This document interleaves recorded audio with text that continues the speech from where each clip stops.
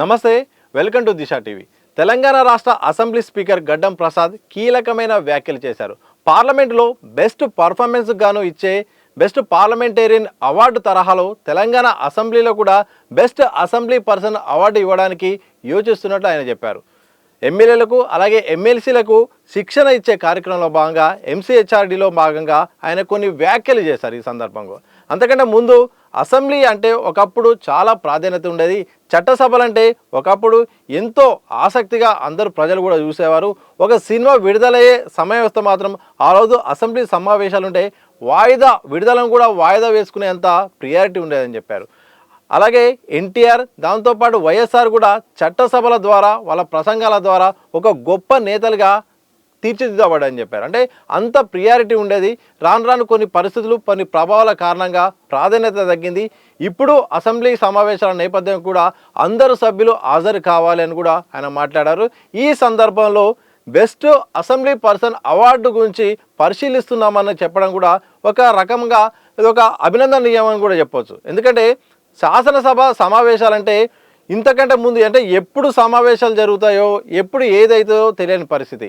అసలు ముందు సమావేశాలు స్టార్ట్ అవుతుందంటే ఇంతకుముందు అందరూ కూడా టీవీల దగ్గర కూర్చునేది.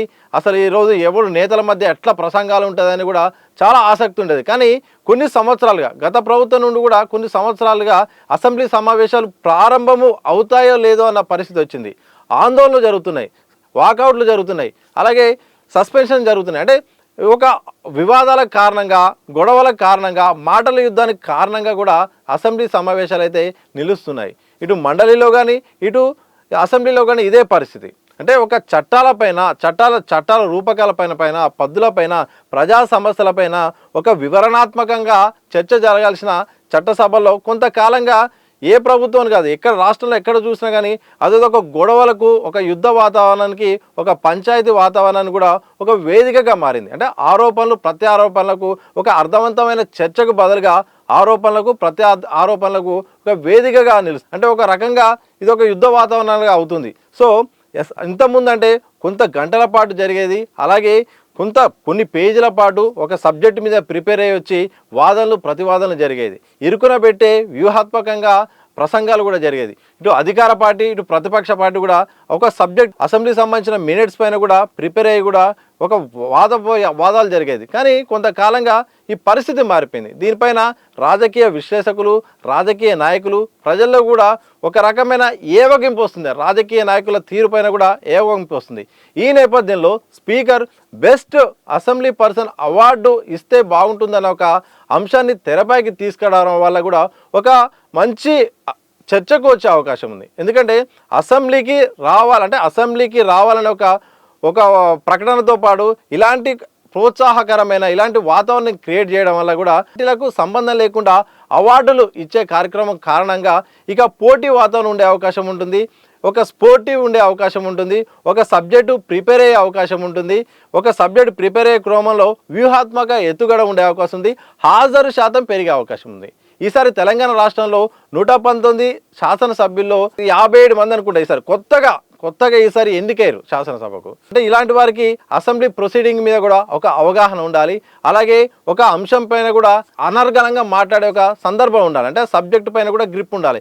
ఈ నేపథ్యంలో ఈ అవార్డు అనే ఒక అంశాన్ని తీసుకురావడం వల్ల కూడా శాసనసభ్యులకు కూడా ఒక పోటీ వాతావరణం ఉంటుంది, ఒక ప్రోత్సాహకరమైన వాతావరణం ఉంటుంది.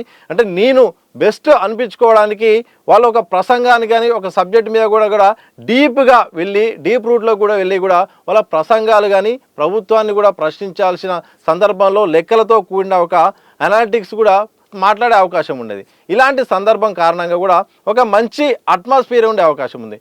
నిజానికి కాంగ్రెస్ గవర్నమెంట్ వచ్చిన తర్వాత కూడా కొంచెం పద్ధతి మారింది. వాస్తవానికి ప్రతిపక్షానికి మాట్లాడే స్వేచ్ఛ ఇస్తున్నారు, అలాగే మార్షల్స్తోని సస్పెండ్ చేయకుండా కూడా వాళ్ళు ఎంతసేపు ఆందోళన చేస్తారో అంతసేపు కూడా ఒక రకమైన కాస్త స్వేచ్ఛా వాతావరణం గత ప్రభుత్వానికంటే పోలిస్తే మాత్రం స్వేచ్ఛా వాతావరణం అయితే ఇస్తుంది. బయట నిరసన కార్యక్రమాలైనా కానీ లోపల మాట్లాడే స్వేచ్ఛ అయినాయి. తాజాగా మొదటి రోజు కనుక చూస్తే మాత్రం బీజేపీ ఎమ్మెల్యేలకు అసలు ఆ సబ్జెక్టు సంబంధం లేకుండా కానీ తెలంగాణ తల్లి సంబంధించిన అంశమైనప్పటికీ వేరే అంశంపై కూడా మాట్లాడే అక్కడ సందర్భానికి సంబంధం లేకుండా కానీ అవకాశం కల్పిస్తుంది.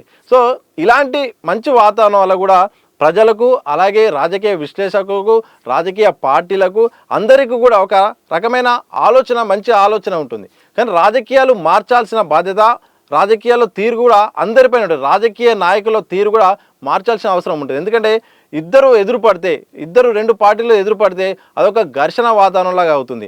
మరోవైపు ఇద్దరు కలిసిపోతే ఇక పార్టీలో ఈ పార్టీలో ఆ పార్టీలో ఆ పార్టీలో ఈ పార్టీలో చేరుతున్న ఒక చర్చ నడుస్తుంది. ఇది పద్ధతి పోవాలి. గతంలో కూడా అసెంబ్లీ సమావేశాల్లో చాలా హుందాగా విమర్శలు ఉండేది. మళ్ళీ పార్టీలు వేరైనా కానీ కలిసి చర్చించుకునే వాళ్ళు.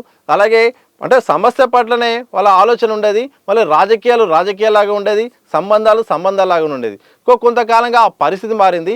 ఈ నేపథ్యంలో అసెంబ్లీ సమావేశాల్లో కొత్త వాళ్లకు అలాగే పాత వాళ్ళకు కూడా ఒక పోటీ కల్పించే విధంగా ఇలాంటి అవార్డులు ఇలాంటి గుర్తింపు ఇవ్వడం వల్ల కూడా శాసనసభకు రావాలని అనిపిస్తుంది. అలాగే వాళ్ళ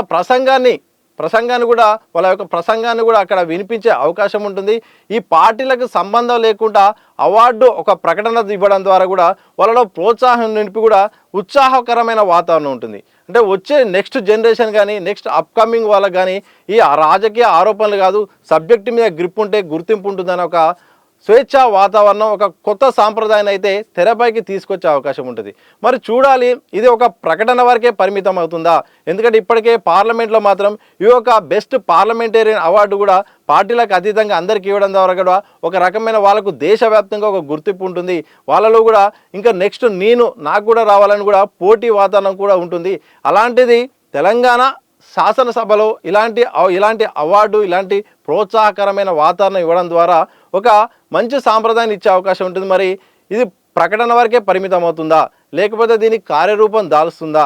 ఇలాంటి ఇవ్వడం ద్వారా ఏం జరగబోతుంది? ఏమైనా తీరు మారుతుందా, లేకపోతే ఎప్పటిలాగానే రాజకీయ ఆరోపణలకు ప్రత్యారోపణలకు వేదిక మారుతుందా? చూడాలి. మరి ఇప్పటికైనా చాలామంది అయితే ఒక రకమైన రాజకీయాలంటే కూడా ఏదో ఒక రకమైన దురభిప్రాయం ఉంటుంది. రాజకీయ నాయకుల పార్టీల తీరు వల్ల కూడా ఒక రకమైన ఇంట్రెస్ట్ పోతుంది. దాన్ని మళ్ళీ వెనక్కి రప్పించడానికి ఒక కొత్త సాంప్రదాయాన్ని తీసుకురావడానికి అయితే ఇది ఒక మంచి వేదిక. ఒక అవార్డు ప్రకటన ద్వారా కూడా ఒక మంచి రాజకీయాలు ముందుకు పలికే అవకాశం ఉంటుంది. చూడాలి మరి ఏం జరుగుతుందో. ఈ అవార్డు ద్వారానైనా కూడా శాసన మండలిలో పరిస్థితులు మారుతాయా? స్నేహపూర్వకమైన వాతావరణం ఉంటుందా? ఒక సబ్జెక్టుతో కూడిన ఒక మంచి ప్రసంగాలు, ప్రభుత్వాన్ని ఇరుకునబెట్టే సందర్భాలు, అలాగే ప్రభుత్వం నుండి కూడా ప్రతిపక్షాలను ధీటుగా సమాధానం చెప్పే పరిస్థితులు ఉంటాయా? ఏం జరుగుతుందో మాత్రం ఈ అవార్డు ప్రకటన తర్వాత జరగబోయే పరిణామాలను బట్టి అయితే తెలుస్తోంది.